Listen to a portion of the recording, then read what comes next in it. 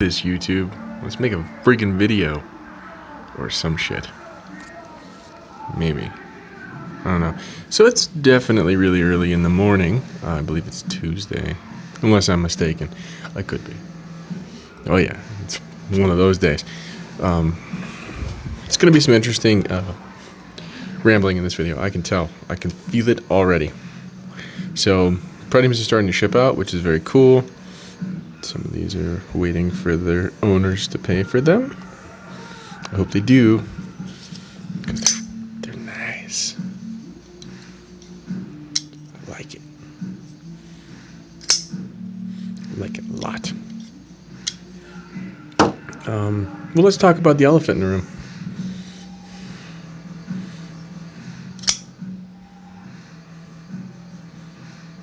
What?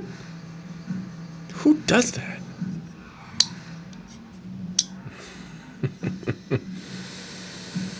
I'm not gonna lie. It's for the Bob. The Bob's special. He likes things that are black. So, we made a black Pretium. With a little splash of color there. I also colored the standoffs. Not the stop pin, because that's heat treated and we don't want to mess that up. And these thumb studs. The Bob he don't like shiny. I don't know. Just like that. But don't even ask. It will be outrageous a price for you to get this treatment. Because I'm not gonna lie, I do not like Cerakoting things. It's a lot of work and time.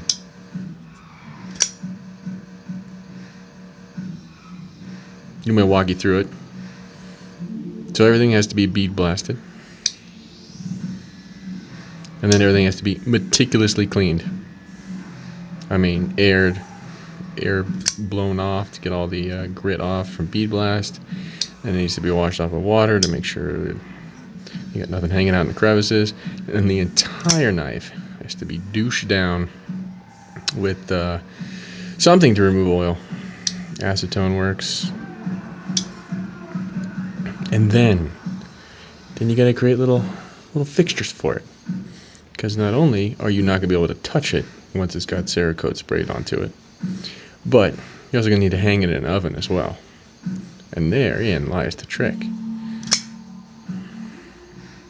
So I use various kinds of wire to hang stuff. Then you gotta tape off the parts you don't want Cerakote on. So around the pivot and around the bearings, it gets taped off. And what should I tape off? The log interface gets taped off. And then, and only then, and you notice I did the hardware as well, so that all had to be Cerakoted. And then you can get to mixing yourself out from Cerakote. And let me tell you, from experience, if you do not get the proportions right, you get a very funky Cerakote. So you got to measure. Liquids, always fun. I have graduated syringes that I use for such a task. And then you got to have an airbrush, basically. And then you coat it up, hopefully evenly, which has taken me time to learn how to do. And then you hang it up, you let it dry for about 15 minutes. And then you stick it in an oven. There are many different heats that will work. I am favoring a 200 degree for about 15-minute heat. Seems to cure out nicely. Then you gotta cool them down a little bit. And bada bing. So the whole process to Cerakote this knife took about 3 hours. 3 extra hours.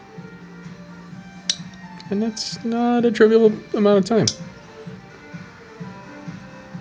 Don't even ask me how long it took to make that pocket clip, because it took some time. You gotta be real careful when you sharpen. You don't mar up the Cerakote. Because I've done that before. I had to refinish the entire blade. Very annoying. Not on this knife, but on other ones. Very annoying. So yeah. Don't even ask. Don't even ask unless you want to pay $1,000 for a Pretium, because I don't really want to do it again. The warning of power has returned for some improvements. Shortened the flipper. Loctited the pivot. Made a new lock bar stabilizer. A little bit more hinderish than just a screw. That one is lightning strike carbon fiber, same as the scale. What did I do with this knife? I feel like I did something else. Oh, I lightened up the pocket clip. It was a little stiff. Homeboy who owns this was having issues getting it in and out of his pocket. And I resharpened it too. Why not? I mean, I'm sharpening whole lots of knives. So that's Pretiums. We'll go in the back and I'll show you what I've been working on in there on the Pretium, other than the next group. So I put this up on Instagram. I was just playing around. I want to try something out. I like the concept. I don't particularly like the execution. So I might actually just redo this whole entire thing. Recarve it. We'll see what happens in my spare time. But I actually did make time to screw with it. Oh, I did the pocket clip too. I think I like the way the pocket clip looks better. Interesting concept. Doing some designs. Trying to come up with what I want to do for not the next run, but the next run after that. So that would be run number 3. And I don't know. Just throwing some ideas down on paper. The ones that are in pen here, they're the ones that I'm liking the most. I'm not gonna lie, I like that one. I think that's kind of a cool shape. I love a lot of curve in my handle, even though the knife I have here is not particularly curved in the handle. But I like curvy handles. They just conform to your hand nicely. So yeah, throwing some ideas around. I'm also liking this, as you can see, since I'm carrying kind of a sheep's footish, worn, cliffy thing. I like that guy too. I don't know if I want to do another drop point, because basically the next run after the Pretiums is going to be a drop point. Well, more of a dagger, but still technically dropped. And so I'm thinking I'll change it up a little bit. We'll see. We'll see how it goes. All right, let's go toward the music. And yeah, we're rocking some dubstep tonight.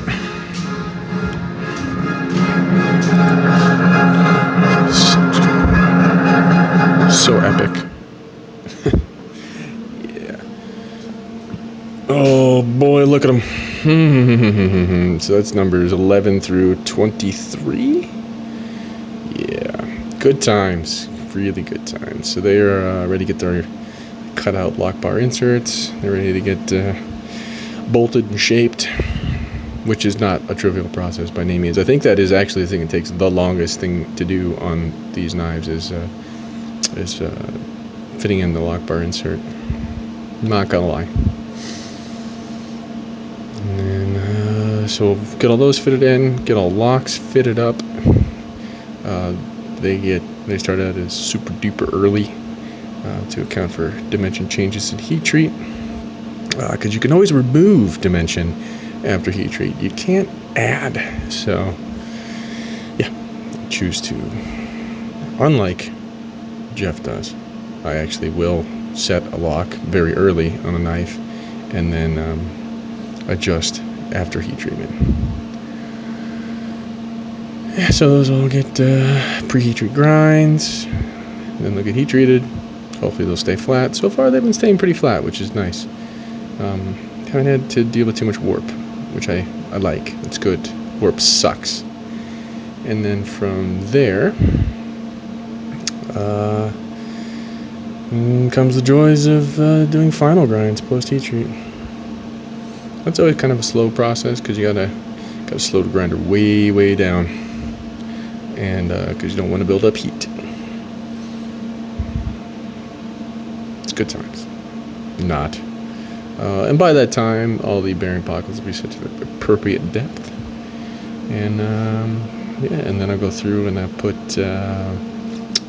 pocket clips on, or at least drill the holes and tap the holes for pocket clips.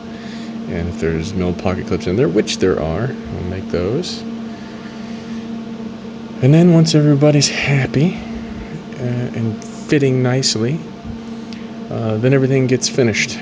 Right? They get bee blasted, they get tumbled, the blade flat's gonna sat and finish, and the blades go to a new laser engraver I'm very excited to work with. He seems like he is not a douchebag. And no, I forgot to mention all the little detail work. Yeah, I always forget to mention that.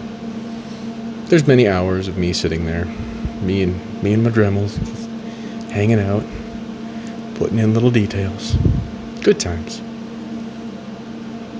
And then the blades get completely finished.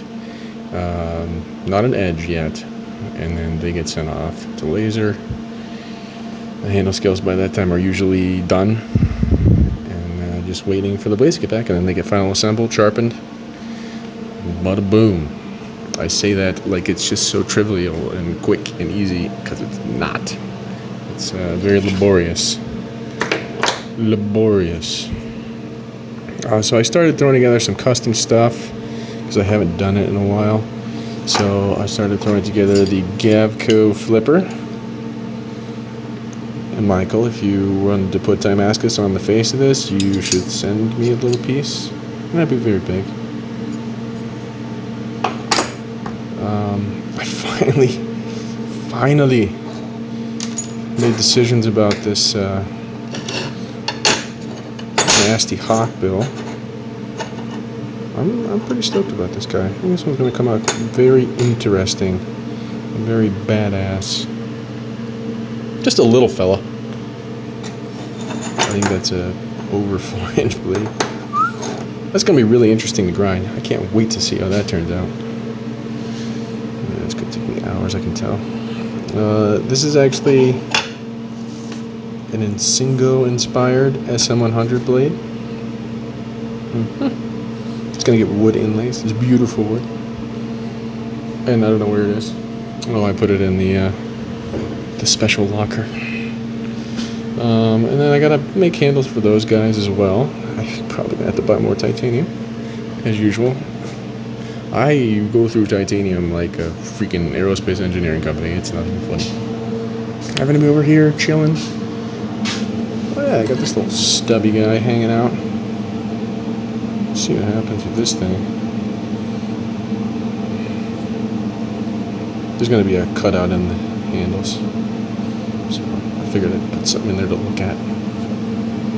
It's gonna have this crazy 3 holes. We'll see what happens. It's gonna be an interesting little piece. And that is what's going on here at the Fair and Forge Knife Workshop. Good times, I can assure you. Sort of. The wall is still not put together, but I will say this. Everything in there functions, which is awesome. It's really nice to go, I gotta plug this in where, oh, that's right, I have an entire wall full of receptacles to plug stuff in. And having the air hookups is actually pretty cool. I'm pretty excited about that. I think I'm gonna get a whole bunch of stretchy air hoses so I have air freaking everywhere in here. But that's gonna be fun. I have yet to devote time to this guy to get this thing up and running. It really does need a belt conversion. Even the apprentice was like, but wait a minute, if it's a stone, how do you keep the dimension? Because the stone's going to wear as you're... And I'm like, therein lies the joy of surface grinding with stones. They change dimension, as you can see. Change dimension. It's like, yeah, it's no joke. So that's why a lot of guys convert to belts. Because the belts don't change much dimension. But pretty excited for this. Magnetic chucks are cool. Nothing. Flip the switch. And it's down. I think it's cool. Maybe that's just me. Ooh, I got a new breath mask. The one thing I've taken from Medford Videos. It's a neoprene dust mask. They're actually nice and comfy. I actually don't mind wearing that for extended periods of time. It's nice. It's not good at small particulate like gases and things like that. It's really just like it's literally a dust mask. So like when I was doing Cerakote, since it's gaseous, I had to go back to good old purple filters. Fuchsia? I'd call it fuchsia maybe. I mean, because it's a little deeper than pink. Fuchsia, definitely. And you can see this one has seen some love. It's actually quite disgusting, I'm not gonna lie. I probably should just throw it away and get a new one. Just spend the $20. But, what can I say? I'm kind of a cheap bastard. So yeah, that's what's happening here at the Fair Force Knife Workshop. Good times.